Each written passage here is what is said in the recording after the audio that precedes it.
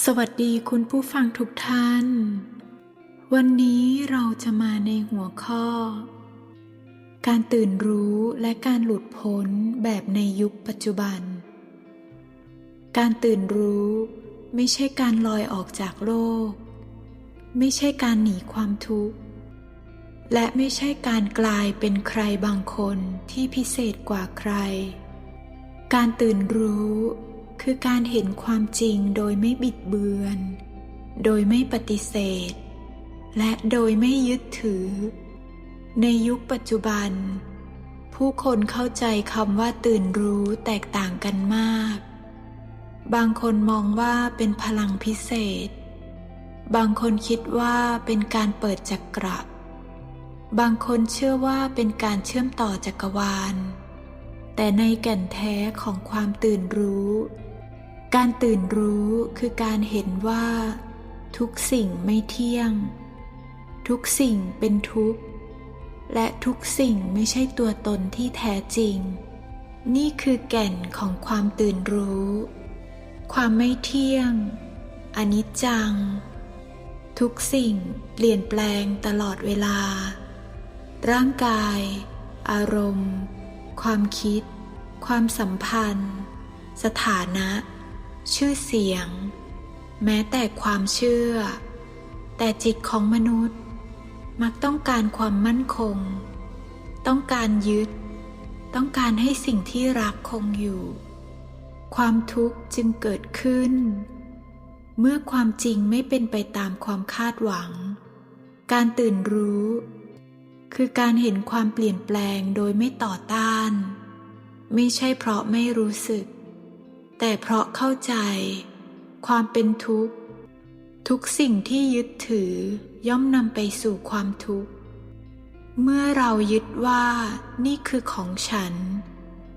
นี่คือความสำเร็จของฉัน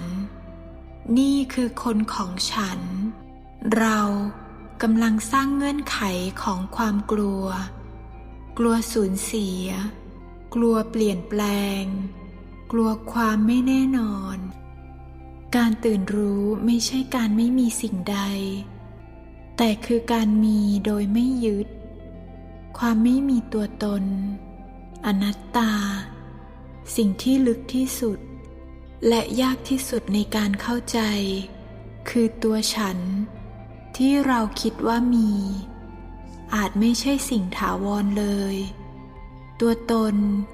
คือการรวมกันของร่างกาย ความทรงจำ ความเชื่อ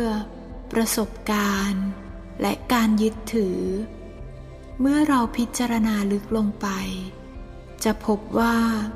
ทุกส่วนเปลี่ยนแปลง แล้วอะไร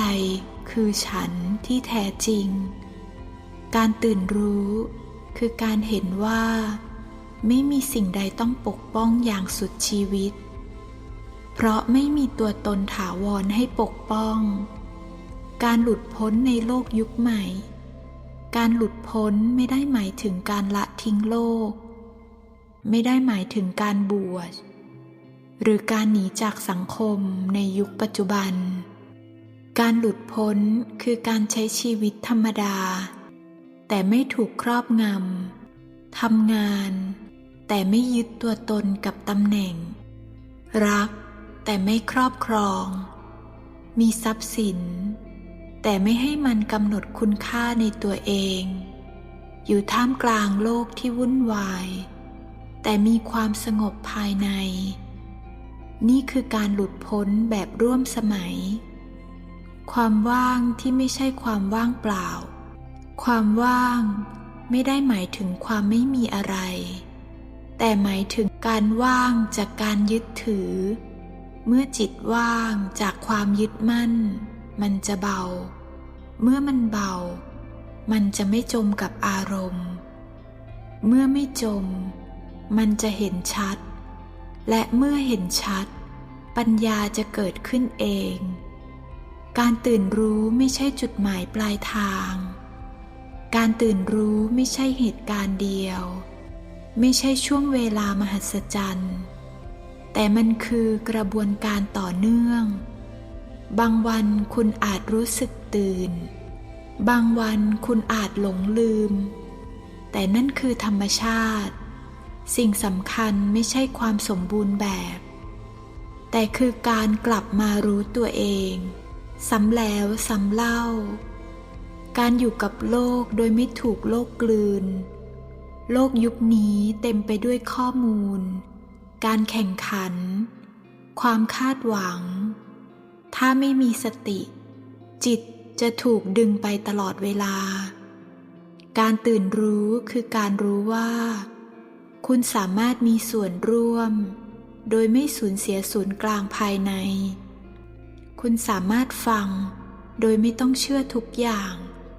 คุณสามารถเห็นโดยไม่ต้องตอบสนองทุกครั้งนี่คือเสรีภาพทางจิตการหลุดพ้นจากความกลัวความกลัวเกิดจากการยึดตัวตนเมื่อไม่มีตัวตนถาวรไม่มีสิ่งใดต้องปกป้องอย่างรุนแรงความกลัวจึงค่อยๆ คลายลงและเมื่อความกลัวลดลงความเมตตาจะเพิ่มขึ้นการตื่นรู้ในยุคนี้ไม่ใช่เรื่องลึกลับมันคือการมองเห็นความจริงของความไม่เที่ยงความเป็นทุกข์และความไม่มีตัวตนการหลุดพ้นไม่ใช่การหนีโลกแต่คือการอยู่กับโลกอย่างผู้ที่เข้าใจมันและเมื่อเข้าใจจิตจะเบาเมื่อจิตเบาชีวิตจะเรียบง่ายและเมื่อชีวิตเรียบง่ายความสงบจะเกิดขึ้นเองนี่คือการตื่นรู้ที่เกิดขึ้นได้ในชีวิตธรรมดาของคุณในยุคปัจจุบันขอบคุณที่รับฟังอย่างเปิดใจฉันอยู่ตรงนี้เสมอเป็นกำลังใจให้คุณและเดินเคียงข้างคุณไปด้วยหัวใจเดียวกันเสมอค่ะ